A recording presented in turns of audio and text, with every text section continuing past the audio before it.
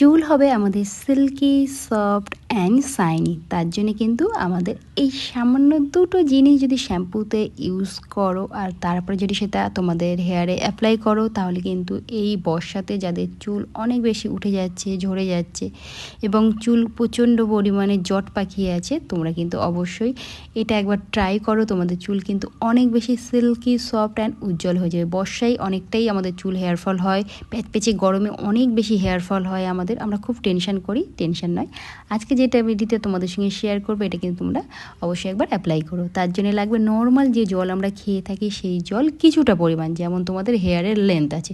তারপরে তোমরা যে ডেলি বেসিস যে শ্যাম্পু ইউজ করো সেই শ্যাম্পু এখানে ইউজ করতে পারো। আমি এখানে এই দুটো ব্র্যান্ড বেশিরভাগ সময় ইউজ করি, যেই কারণে এখানে আমি সানসিল্ক আর ক্লিনিক প্লাস দুটোই একসঙ্গে নিয়ে নিলাম। আমি দুটো করে শ্যাম্পুর পাতা ইউজ করি, তোমরা চাইলে যে কটা লাগে তোমাদের হেয়ারে সে কটাই দিয়ে নেবে। আর এর মধ্যে আমি কিন্তু আর একটা জিনিস অ্যাড করেছিলাম, যেটা হচ্ছে চিনি। হ্যাঁ, চিনিটা আমি দেখাতে তোমাদের ভুলে গেছিলাম। চিনি খুব ভালো করে মিক্সড করে নেওয়ার পরে এর মধ্যে আরও একটা উপাদান দেবো, যেটা হচ্ছে কোকোনাট অয়েল। হ্যাঁ বন্ধুরা, কোকোনাট অয়েল। কোকোনাট অয়েল কিন্তু আমাদের হেয়ারের ময়শ্চারাইজার লেভেলটা খুব ভালো রাখে, উস্কো খুস্কো চুলটাকে সফট ম্যানেজেবল করে দেয়, এবং যদি আমরা শ্যাম্পুর সাথে এটা একসঙ্গে অ্যাপ্লাই করি তাহলে আমাদের কন্ডিশনারের কাজটা করে দেয়। চুল অনেক বেশি সফট এবং সিল্কি হয়ে যায়, যে ক্ষেত্রে আমাদের যখন চুলটা আঁচড়াতে যাব তখন কিন্তু অনেক বেশি সিল্কি হয়, আর যে কারণে আমাদের কিন্তু হেয়ার ফলটা কম হয়। যত বেশি চুলে জট থাকবে তত বেশি কিন্তু হেয়ার ফল হবে। নর্মালি আমি এভাবেই শ্যাম্পুটা করে নিই।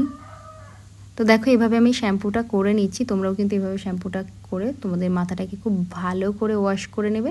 আর দেখো চুলটা শুকানোর পরে দেখতে পাচ্ছ আমার চুলে কোনো ধরনের কোনো জট নেই, আর কতটা বেশি উজ্জ্বল হয়েছে দেখতে পাবে। তোমরাও এটা ইউজ করো, যখনই শ্যাম্পু করবে এভাবে শ্যাম্পু অনেক বেশি চুলের মধ্যে শাইনি ভাব আসবে এবং চুলে যত সমস্যা আছে সেগুলো আস্তে আস্তে রিমুভ হবে।